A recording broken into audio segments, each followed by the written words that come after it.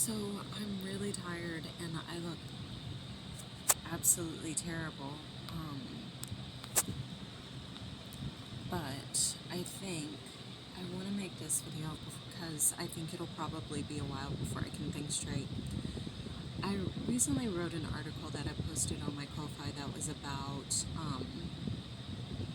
I think basically what happens with all mammals is that we're all constantly in a state of infection. It's taken me years to really be able to express this idea. What I used to think was, oh, maybe like antibodies are like what spreads disease, because it seems like people sometimes get diseases after being vaccinated, because we know that from settlers and colonists coming from overseas being vaccinated and then coming and wiping out the indigenous populations. Like, they did wipe them out intentionally with the smallpox blankets, but they actually also did it just because they were they were infected a lot. And I think that there were vaccinations that existed at that time. And then there's this really long story of the missionary about 6 years ago, I want to say, 4 years ago, before the pandemic, and this half white, half Asian boy from somewhere in California paid a bunch of people to go on a boat, and he went to some islands that are around India. I'm forgetting the name, but like I said, I wanted to make this video so that I can clarify some things, because I don't think I'll be able to like really express my ideas very well for a while if this move goes through. But anyway, the one thing that came out of that missionary going down there into this island that is around India is people were criticizing the hell out of him, because they were like, look, he's vaccinated, but he can still spread disease. This has been an issue for like hundreds of years. I forget when the first vaccine was made. I think it was the 1850s. But anyways, I used to find it so complicated. Like, how is it that people who are vaccinated can spread disease to populations that have not been vaccinated? And I've spent so much time thinking about this, because the one thing that I noticed is that once I became vaccinated with Novavax, my cat stopped getting sick. And it's like, why would my cats keep getting sick, even though I have no symptoms?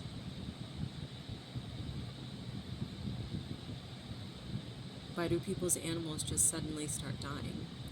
Why do people sometimes cough when like the door opens and a bunch of weird air comes in from nowhere? What a lot of people want you to believe, this is what I've started putting a lot of thought into this, especially into the anti-vax movement, because the anti-vax movement has actually never made sense to me. Because why is it that they why they don't even know what autism is? They don't. No one really understands what autism is. They understand that it's a collection of behaviors that operate a little bit differently from people who are not autistic. But really, when you break it down, there's like, not everyone really understands exactly what autism is. There's the boogeyman stuff that people have come up with. Oh, they can't communicate well, nonverbal, don't like to make eye contact. Like, those are sort of like the boogeyman stories from the last 20 years. But outside of that, like, there's nothing that is like really that scary to anti-vaxxers, and there's no real explanation for why they are this much against vaccinations.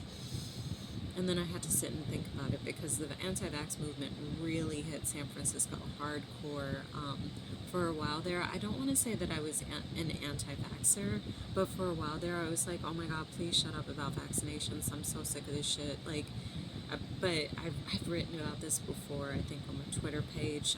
I was severely incapacitated. I was in pain all the fucking time. I'm pretty certain I had some form of fibromyalgia. This was like in the 2015 through 2017. And every time I went to see my doctor, she would ask me if I wanted to get the whooping cough vaccine. She would not listen to me talk about my health issues. She would not prescribe me anything except ibuprofen, 800 milligrams, and told me to wait 6 months and see if there was an improvement. Like, she just felt so callous. And so for a while there, I don't want to say that I became an anti-vaxxer. It's not what happened to me. I just started reading about like the anti-vax movement and was like, what is this? Like, what is it that they're saying the mechanisms are? Because why do people keep trying to get me to get these vaccines when I clearly have so many other issues going on? And so that's kind of where I started like a decade ago. Stopped caring about vaccines, ended up doing a lot of vaccine study based on my cat. Started doing a lot of vaccine study based on COVID, and what I've come to understand, and this is what I truly believe, is that I believe that most people at all times pretty much have nonstop infections running throughout our bodies all the time. It's just a matter of whether or not we transmit them.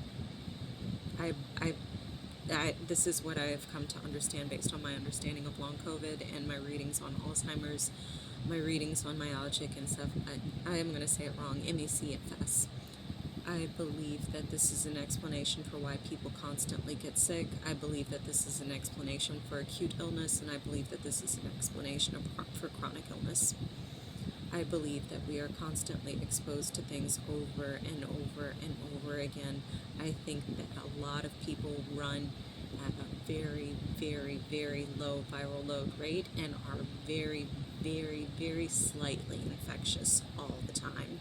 And I think that some people express symptoms of it, immunocompromised people. Sometimes it's people with other infections that are constantly running throughout their body, like people with herpes. Maybe people with like certain bacterial infections and things like that. But this is what I have come to believe, and I believe that this is the explanation for why there is an anti-vaxxer movement. Why would an anti-vaxxer movement exist? Okay, if I'm right, okay, it would be because going back to what I began studying in SF, the people behind the anti-vax stuff, like that whole movement, that's not just those actresses who like say that we need to eat kale and we'll all be fine. It's not just those people, okay? It's actually huge conglomerates, and they're related to the surveillance state. It's actually like related to the state. It's not just random. It's not just a random person who decided that they hate autistic people. It is not that undefined. I actually think that these are people who understand medicine and infectious disease extremely well. And I think prior to long COVID, we did not understand that people always had certain infections that just run throughout their body. We understood it with pneumonia, but I don't think that, and we understood it with AIDS, but we thought that with AIDS it was always bloodborne, which it is. What I'm saying is I think that many of us are constantly infectious with acute infections that are also airborne.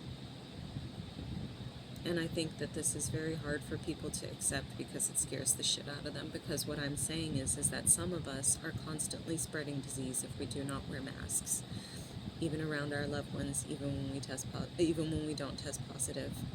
And I think that like every time I say this, it scares the shit out of people. Every time Elisa Valdez Rod1 says this, it scares the shit out of people, and people ignore it. And she goes viral just for saying like, ground yourself. Okay, she said this years ago about long COVID. I have sat and I've thought a lot about it, and I think that this is true for many, many diseases. And I think that a lot of people in medicine understand this extremely well. And I think that that is the rationale behind the anti-vax movement. It's because if you constantly have people sorry, my cat. If you constantly have people running around and constantly spreading low amounts of viral infections, what ends up happening is some people can their system can sort of like control it. My system can't control my long COVID stuff. But some people can, and some people can stop infecting others. But when that typically happens, what we see is that there is long-term damage from those things. And this is why the Alzheimer's information and its relationship to the Parkinson's trials as well is so important, because how could someone just like make up false studies for about 2 or 3 decades and no one know, and no one really understand what was happening, right? That doesn't really make a lot of sense. it doesn't make sense that you could falsify documents, you could falsify all these pictures, you could just, like, the images are fake, like all the images are fake for years and years and years of study. That just doesn't make sense, right? Like all these doctors lying. Well, if you start looking into the links of the anti-vaxxer movement and things like this, which you come to understand, and really you have to be paying attention to your body and to like I started looking back on how is it that I got strep throat but nobody else in my family did. I lived in a family of 10. Nobody else got strep. Everybody was just that strong. We didn't ask.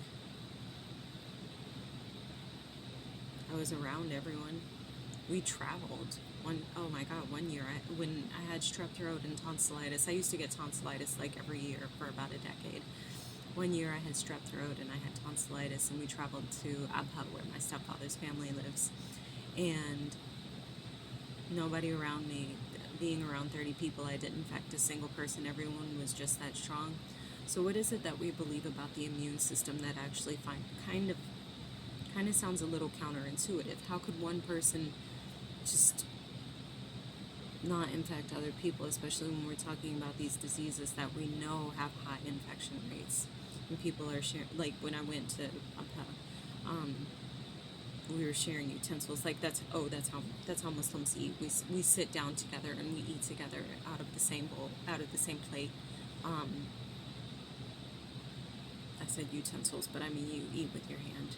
So how is it that people don't get sick? They do. It just runs at a very, very low and low viral load, and so not everyone shows signs of infection, and some people do. I'm one of those people, unfortunately. And then I think that there are like certain complications with the other viruses, like the herpes virus, which I've written about on my Twitter page a lot. I'm going to be moving a lot of this stuff over to B-Sky, Bluesky, I don't know what it's called, but anyway, I'm not going to be putting that on Twitter anymore.